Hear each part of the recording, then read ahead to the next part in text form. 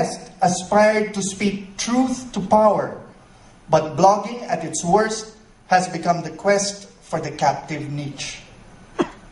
Blogging is about celebrating freedom, but at its worst has become what Jaron Lanier has condemned as digital Maoism. Let me state, however, that blogging is one of the best things to have happened. But let me also caution everyone that much as we know and generally like each other, and even as we have celebrated the communities and sub-communities we have formed over the years in events such as this one, we are still a small, pitifully small, mind you, group of people. Last year, some of us were given silly hats and proclaimed some sort of tribal leaders of the blogging world, which was, of course, particularly silly because it betrayed a ridiculous conception of what tribes are.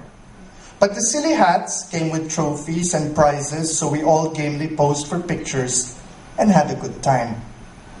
However, we can take stock of where we are, and where we are is that blogging and bloggers have their own establishment, their own hierarchies, their own us against them mentalities, and an increasingly feeble desire to celebrate the whole.